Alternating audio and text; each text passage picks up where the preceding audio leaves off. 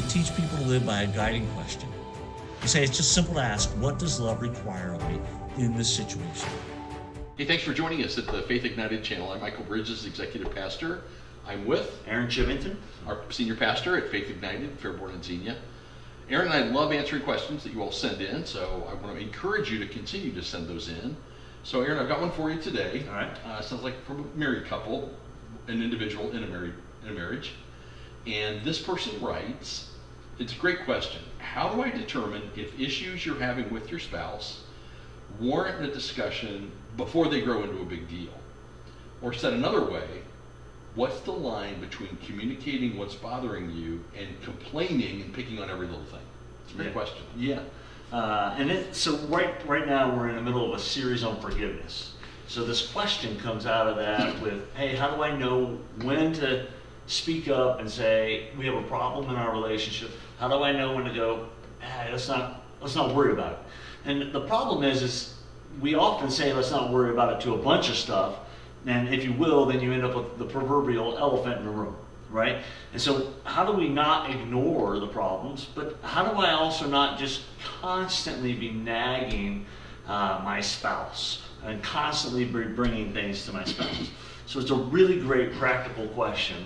And so I would start by saying, often I hear counselors say to people, and I'm going to bring a stereotype in, so everybody forgive me, but often I hear the counselors will say to the wives, like, hey, keep a journal.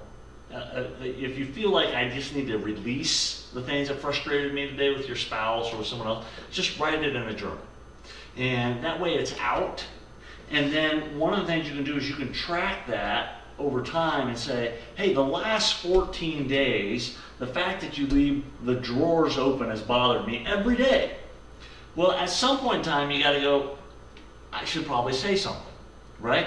But hey, you left this on the ground, and then hey, there was a light left on, or hey, you didn't screw the cap back on the milk quite as tight. And, you don't see a pattern within the journal.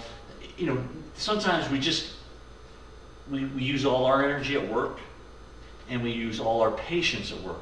And so when we get home, what we often do is our spouse runs into someone running on empty, and so everything bothers them. Yeah. And so what we do with the journal is then we can kind of track, like, hey, this has bothered me every day, and we can also see, like, hey, there seems to be not just it bothered you every day, but is it legit? Like, one time you left the cap off the milk. Not really going to be a 10 on the scale of, hey, is this a big deal or not? The other thing I would say as you're tracking those is if you start seeing a pattern, just write a little number underneath it on a scale from 1 to 10. Like, this is a 1, I really don't care. This is a 10, this is a big, big deal. And if you're starting to see a pattern of like, hey, this seems to be increasing, or hey, there's a lot of 3s, again, if you see the pattern of, hey, I have 12 days of 3s and it's the same thing, let's have that conversation. So that would be my first idea, is just kind of track your feelings, because I get upset, I lose my mind over something silly, and if I said something every time, again, people would start to go like, gosh, there's a lot of stuff that really irritates you. But I pause and I go, is that an issue or is that a me thing? Yeah. And so that's one of the ways that tracking this helps you identify, is it really an issue or is it a me thing? Yeah. Gary Chapman, who writes the 5 love languages, said this at a seminar, and I've never forgot it, and I thought it's been absolutely life-changing. I've had other people tell me how much this meant to their marriage, but he talks about he would come home and just the lights would be on. And he would come home from work and lights on there, and that room, that room, that room, that room, and he's like, it's just me and my wife. There's nobody else living here. Every light in the house is on. And he says, at first I got frustrated, and so I'd walk through flipping off the lights. And he talks about kind of the cycles of trying to convince his wife to shut off the lights, like, hey, the dogs don't need light in this room, and he'd shut it off. And he talks about going through the house and even being angry and actually yelling at his wife about the lights being on. And like, we don't need to support GE Electric, we're okay. And so he gives this story, and he sits there one day and he goes, every day I've been mad at these stupid lights. And he goes, when is my wife going to just stop being an idiot and turn off the lights? And he said, I realized when I called her a name in my own head that maybe there was something wrong with what was in me.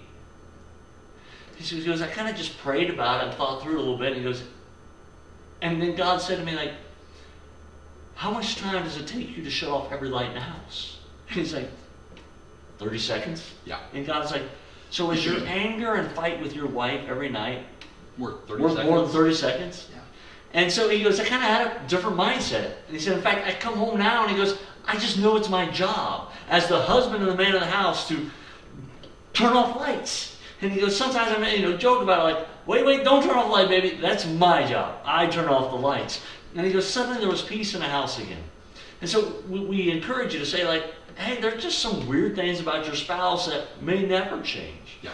And his point was, identify what you need to address that can change. Identify that for whatever reason your spouse is never going to change that, and then stop being angry about it. And then identify what your spouse could change, but they don't. But you can fix that problem. Yeah.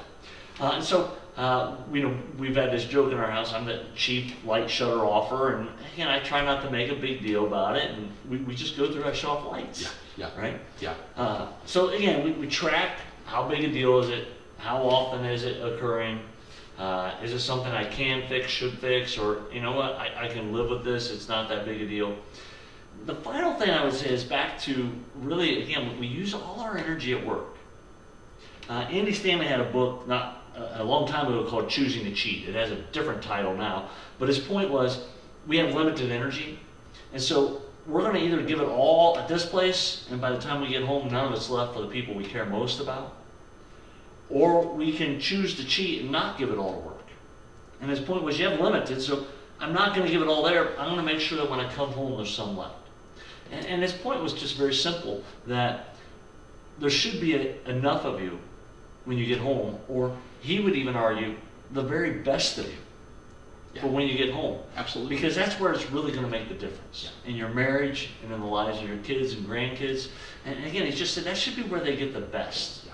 And he said, marriages run into trouble because far too often we get home and they've just gotten leftovers. And he goes, leftovers can work for a night or two, but eventually we want a good cooked meal. He said, don't give your family leftovers. Yeah, Aaron, great advice. I might add a couple of things too. Yeah. Having been married almost 42 years. Congratulations. Thank you. And you mentioned tracking things, and I think that's a great idea as long as there's an end game with that, because of course the Bible tells us not to keep record of wrongs. Right. We're not doing that for the purpose of. I heard it described one day as, if I get a little upset, it's like a little firecracker. I get a little more upset, it's like a little firecracker. And I keep putting them all together until one day I blow like a stick of dynamite. Right. And so we have to resolve each one of those firecrackers so that doesn't happen. Right. And so the tracking of it to make sure that it's really a problem is of great value. But what we don't want to do is hold on to something for so long that it becomes a stick of dynamite, and all of a sudden, one sock is left and we completely explode. That's something we want to avoid. And then you start chasing the person down with a laundry list or Yeah, a grocery list of everything. things for the past decade, right? Exactly. I think another thing that's really important is to have a discussion with your spouse before you have a discussion with your spouse. Ask them, agree, hey, I just want to, if something comes up that's bothering one of us, it's okay if we just mention it, right? Yeah, let me know, because we want to resolve it. I don't have anything right now, but in advance, I want you to tell me if there's something bothering you, and I'll do the same. And we have that agreement up front, so it doesn't have to become something big. And I think the third thing, which I've learned from Marcia, who's a counselor, is to sometimes just be direct and be loving. I sometimes, up on the stove when I'm cooking something, I will leave a spoon that I'm stirring stuff with and set it there and set it there and set it there, and it makes a mess on there. That's something she doesn't like, and she told me, and it doesn't happen anymore.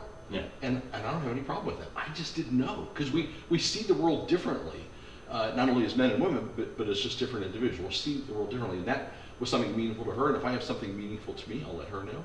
And it just takes, and as long as we accept that in love, it's like, yeah, I can do that. There's no problem at all. So communication is key. Everybody says that, but this is where the rubber really meets the road. Right, absolutely. So, Yeah, and it's interesting, and I bet that you and Marcia have gotten good at this over 40 years of marriage, also picking when I'm going to share them.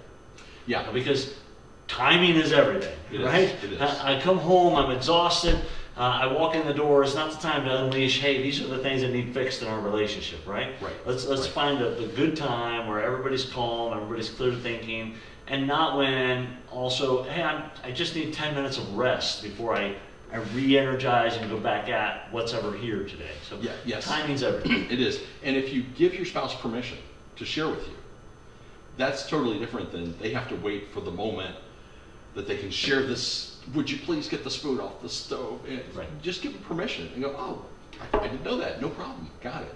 So timing, giving permission, having a discussion before you have the discussion in advance of coming to an agreement with your spouse, understanding if something's really a big deal or not by tracking it, sometimes taking on something that bothered you and taking it on as part of your mission in life for the family. Right. Great things. Great Yes. things. So Yeah. thanks for Thank sharing. you. Yeah, Thank you. absolutely.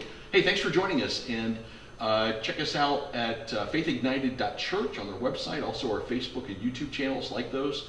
And most of all, join us at Faith Ignited at Church on a Sunday in Fairborn and Xenia. Thanks, everyone.